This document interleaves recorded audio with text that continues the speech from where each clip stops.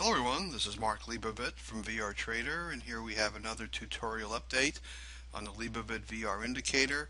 As a reminder, there are three versions of the Leibovit VR indicator. We call them the VR sequential, which posts all positive and negative VRs, as you're now seeing on the screen, a directional, which filters out repetitive VRs, and a 2-day version, which simply takes trades after 2 days or 2 bars. We're going to look at a couple quick examples here this morning being Wednesday, November 27th, and we're looking at the Horizon Beta Pro Bull ETF. So that would be for the TSX 60. So that's ticker symbol HXU. And I'm putting this up for Canadian clients, but also to give you a sense of how the indicator works in all markets. Of course, this is an index play, so you'll be playing the inverse ETF here, or trying to short this one in the Canadian markets.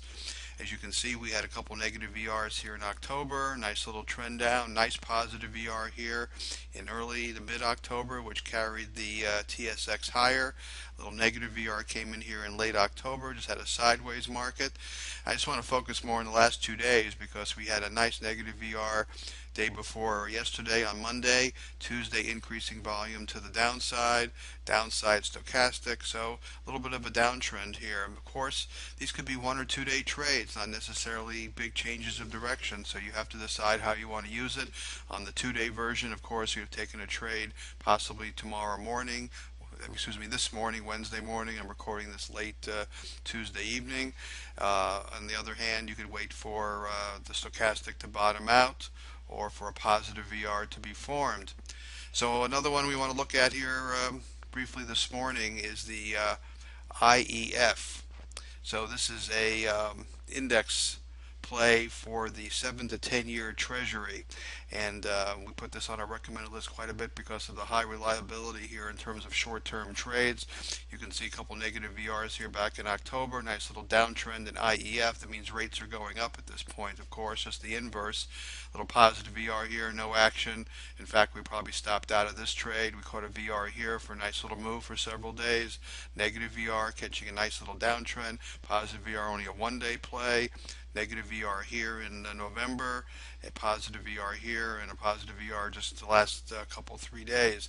Now, I like to tie the stochastic in a little bit into my trading. For example, here you're looking at this negative VR, you're looking at a stochastic that's starting to turn south, breaking the longer term with the shorter term line. This is a 533 stochastic, and on a positive, like over here for example, we're turning up, a little positive VR comes in, so that makes me feel better. Or back over here you can see in October positive VR coming in as the stochastic is bottoming. And I'm not saying this is the only indicator you could use. Of course, there's MACD and other ways to look at momentum, but just as a guide that you want to be looking at as a little bit of a confirmation. I don't like taking negative VRs when we're at the bottom of a range on the stochastic, and I don't like taking positive trades when we're at the very top.